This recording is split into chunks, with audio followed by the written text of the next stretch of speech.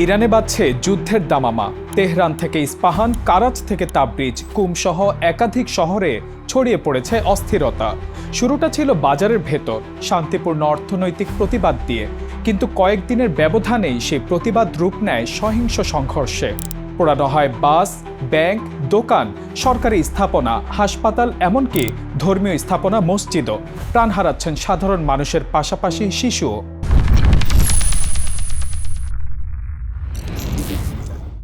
Iran বলছে এটা আর সাধারণ বিক্ষোভ নয়। সরকারের দাবি, দেশটি এখন একটি পরিকল্পিত হাইব্রিড যুদ্ধের ভেতরে, যেখানে বন্দুকের বদলে ব্যবহার হচ্ছে মুদ্রা, নিষেধাজ্ঞা, সামাজিক যোগাযোগ মাধ্যম আর রাস্তায় নামানো সহিংসতা। প্রশ্ন একটাই, এটা কি সত্যি স্বতঃস্ফূর্ত গণবিক্ষোভ নাকি পরিকল্পিত একটি বৃহত্তর অপারেশনের অংশ? আজকের বাংলা নিউজ এক্সপ্লেইনে আমরা দেখব ইরান কেন দাবি করছে তারা শুধু দাঙ্গার মুখে নয়, বরং হাইব্রিড যুদ্ধের ভেতরে আছে। পুরো আয়োজন জুড়ে আপনাদের সঙ্গে আছি আমি মাহমুদুল হাসান। গত মাসে ইরানের ব্যবসায়ীরা রাস্তায় নামেন। কারণগুলো ছিল স্পষ্ট: রিয়ালের দরপতন, জিনিসপত্রের দাম বৃদ্ধি, বিদেশি নিষেধাজ্ঞার চাপ। এর আগেও এমন ইস্যুতে বহুবার প্রতিবাদ হয়েছে ইরানে, তাই এই ক্ষোভ নতুন নয়, অস্বীকার করারও কিছু নেই। কিন্তু ইরান সরকারের দাবি, সমস্যাটা শুরু হয় তখন যখন সেই প্রতিবাদের ভেতর ঢুকে পড়ে অচেনা সশস্ত্র গোষ্ঠী। আর এখানেই প্রশ্নটা জোরালো হয়, অর্থনৈতিক দাবি কিভাবে সশস্ত্র দাঙ্গায় রূপ নিল? খামেনি প্রশাসনের বক্তব্য অনুযায়ী সহিংস অংশগ্রহণকারীদের সঙ্গে দেশীয় অসন্তোষের চেয়ে বিদেশি নেটওয়ার্কের যোগাযোগ বেশি দৃশ্যমান। সোশ্যাল মিডিয়ায় ছড়িয়ে পড়া একটি ভিডিওতে 3 বছরের একটি শিশুকে গুলি করে হত্যার দৃশ্য ইরান জুড়ে তীব্র প্রতিক্রিয়া তৈরি করে। আর তাই আন্দোলনের মধ্যে অনেক ইরানির মনে প্রশ্ন জেগেছে, যে প্রতিবাদ ন্যায্য দাবিতে শুরু হয়, সেখানে শিশু হত্যার মতো নৃশংসতা আসে কোথা থেকে? কারণ ইরানের আন্দোলনকারীরা কখনো দাবি আদায়ের জন্য শিশু হত্যা করতে পারে না। ঠিক এই প্রেক্ষাপটেই সামনে এসেছে বিদেশি হস্তক্ষেপের অভিযোগ। ইরান বলছে যুক্তরাষ্ট্র ও ইসরায়েল সামরিক সংঘাতে ব্যর্থ হওয়ার পর কৌশল বদলেছে, আর তাই তারা এখন যুদ্ধ করছে মুদ্রায়, বাজারে, নিষেধাজ্ঞায়, সোশ্যাল মিডিয়ায় এবং রাস্তায়। এটাই ইরানের ভাষায় হাইব্রিড যুদ্ধ। ইসলামী বিপ্লবী গার্ড বাহিনী আইআরজিসির দাবি, এটা ধাপে ধাপে চালানো একটি প্লট। প্রথমে অর্থনৈতিক চাপ, তারপর সামাজিক ক্ষোভ, এরপর সহিংস বিস্ফোরণ। এই অভিযোগের বাইরেও অনলাইনে আরও কিছু বিস্ফোরক দাবি আছে, আর সেগুলো হচ্ছে ইসরায়েলি গোয়েন্দা সংস্থা মোসাদ, চরমপন্থী নেটওয়ার্ক এবং আঞ্চলিক প্রক্সি গোষ্ঠীগুলোর মধ্যে অদৃশ্য সমন্বয় রয়েছে, এমনটাই মনে করছেন বিশ্লেষকরা। এই নিয়ে ব্যঙ্গাত্মক এক পোস্টে লেখা হয়, যখন আইএস আর মোসাদ এক লাইনে আসে তখন সেটা প্রতিবাদ নয়, অপারেশন। যদিও ইরান এই দাবিগুলোকে তাদের নিরাপত্তা বিশ্লেষণের অংশ হিসেবে দেখছে। দেশের এই চরম পরিস্থিতিতে সর্বোচ্চ নেতা আয়াতুল্লাহ আলী খামেনি স্পষ্ট করে বলেছেন, প্রতিবাদ গ্রহণযোগ্য কিন্তু দাঙ্গা নয়। তার ভাষায়, নিজের ঘর ভেঙে অন্য দেশের প্রেসিডেন্টকে খুশি করা এটা প্রতিবাদ নয়। এ বক্তব্যের মাধ্যমে তিনি প্রতিবাদ আর সহিংসতার মাঝে স্পষ্ট সীমারেখা টেনে দিয়েছেন।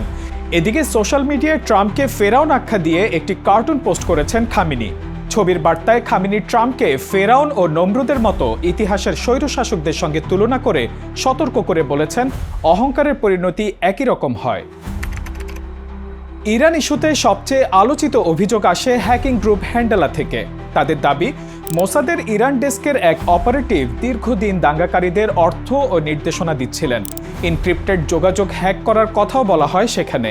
এই তথ্যগুলোর স্বাধীন যাচাই বাছাই কঠিন, তবে ইরান এটাকে তাদের হাইব্রিড যুদ্ধ তত্ত্বের অংশ হিসেবে দেখছে। এই সহিংসতার মাঝেই ভিন্ন এক দৃশ্য দেখা যায়। শুক্রবার জুমার নামাজের পর লাখো মানুষ রাস্তায় নামেন, প্রতিবাদের জন্য নয়, বরং রাষ্ট্রের সার্বভৌমত্বের পক্ষে অবস্থান জানাতে। তাদের বার্তা ছিল পরিষ্কার, অর্থনৈতিক অভিযোগ থাকতে পারে, কিন্তু বিদেশি ইন্ধনে সহিংসতা গ্রহণযোগ্য নয়। ডোনাল্ড ট্রাম্প ইরানে মানবতা লঙ্ঘনের অভিযোগ করে হুঁশিয়ারি করে বলেছেন, বিক্ষোভকারীদের ক্ষতি হলে যুক্তরাষ্ট্র ইরানে হামলা চালাবে। কিন্তু একই সময় যুক্তরাষ্ট্রের ভেতরে অভিবাসীদের বিক্ষোভের ঘটনায় উত্তাল খোদ মার্কিন যুক্তরাষ্ট্রই। পাশাপাশি ভেনেজুয়েলা, আইল্যান্ড সহ ল্যাতিন আমেরিকার দেশগুলো নিয়ে প্রতিদিনে বিভিন্ন পদক্ষেপ নিচ্ছে ট্রাম্প। ইরানে হামলা চালালেও খামেনি বা ঊর্ধ্বতন নেতাদের হত্যার বাহিরে বড় কোনো হামলা করলে প্রশ্নের মুখে পড়বে ট্রাম্প নিজেই। ফলে বদলে যাবে পুরো চিত্র।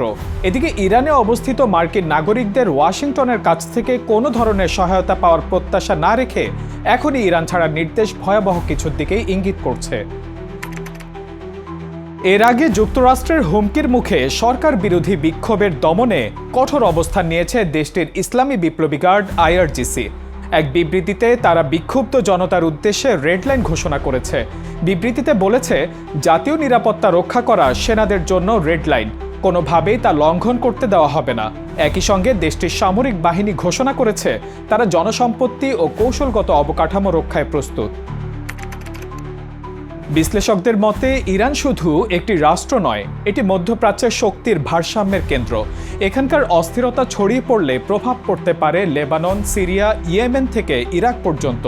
কারণ ইতোপূর্বে এই অঞ্চলে সংঘাত কখনো এক দেশ কেন্দ্রিক ছিল না, কারণ মধ্যপ্রাচ্যের কয়েকটি দেশে বেশ শক্তিশালী ইরানের প্রক্সি বাহিনী আছে। ইরানে চলমান আন্দোলন নিয়ে দেশটির প্রশাসনের দাবি সত্য কিনা তা নিয়ে বিতর্ক থাকতেই পারে, কিন্তু একটি বিষয় অস্বীকার করা যায় না, আজকের বিশ্বে যুদ্ধ আর শুধু বন্দুক দিয়ে হয় না, হয় অর্থনীতিতে, সোশ্যাল মিডিয়ায়, এমনকি মানুষের ক্ষোভকে ব্যবহার করে ভিন্ন কোনো উপায়। আর তাই প্রশ্ন থেকেই যায়, এই হাইব্রিড আগুন কি থামবে তেহরানে নাকি ছড়িয়ে পড়বে পুরো মধ্যপ্রাচ্যে?